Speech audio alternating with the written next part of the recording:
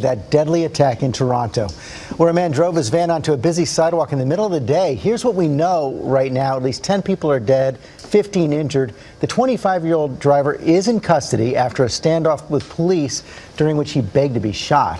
ABC's Tom Yamas is on the scene in Toronto with the latest. Good morning, Tom. George, good morning to you. This is Yonge Street just behind me where this all happened. It remains closed at this hour. Canada's police call this one of the busiest streets in the entire country. And yesterday, a man in a rental van turned it into a killing field. This attack has shaken Canada to its core. And what may be most chilling, police still aren't exactly sure why this 25-year-old man went on his rampage. Chaos on the streets of Toronto. A rental van turned into a murder weapon. This new surveillance video shows it barreling down the sidewalk. I just saw the guy go flying and I heard the bang. And the van just went right into him, plowed right into him. The van plowing through pedestrians on a busy street during lunchtime, killing at least 10, injuring 15 others, some now fighting for their lives. So you're at a Starbucks, you look outside, and you see people getting mowed down? Yeah. I saw 4 people die right in front of me. They were wanting to go across the street to the mall, and their life just ended right there. Eyewitnesses describing the panic as the van swerved across multiple lanes of traffic and up onto sidewalks, hitting people across 16 blocks. It's really bad out there.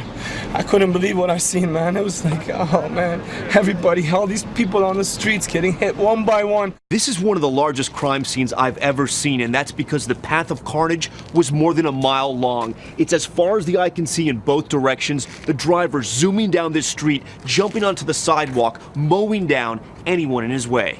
Officers finally stopping the van, leading to the standoff in this video. The driver pulling an object from his pocket, repeatedly pointing it at an officer.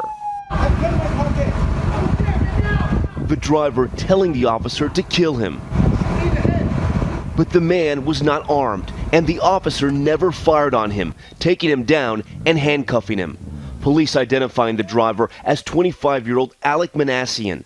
A motive still unclear, but police were seen entering his home.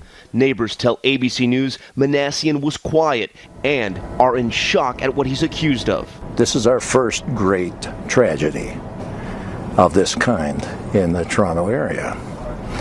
And Toronto will never be the same again. Toronto, now a city in mourning. A makeshift memorial growing along the site of the attack. And overnight, a moment of silence at the Toronto Maple Leafs game. Fans fighting back tears as O Canada filled the arena.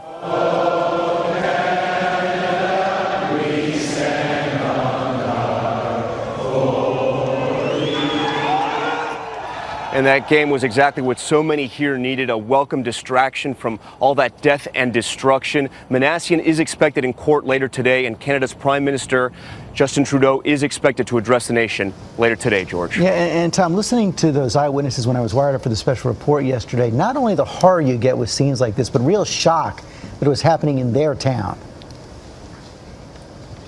George, that's right. I've covered a lot of these mass killings, unfortunately, and I've never seen a place that is more in shock than Toronto right now. Everywhere we go, people stop us to tell us this kind of stuff just doesn't happen in Canada. As mass killings and vehicle attacks have grown across the U.S. and parts of Europe, people in Canada say this kind of stuff just doesn't happen here. Some even telling us Canada lost some of its innocence yesterday. Yeah, the presence of that police officer amazing as well. Okay, Tom, thanks very much.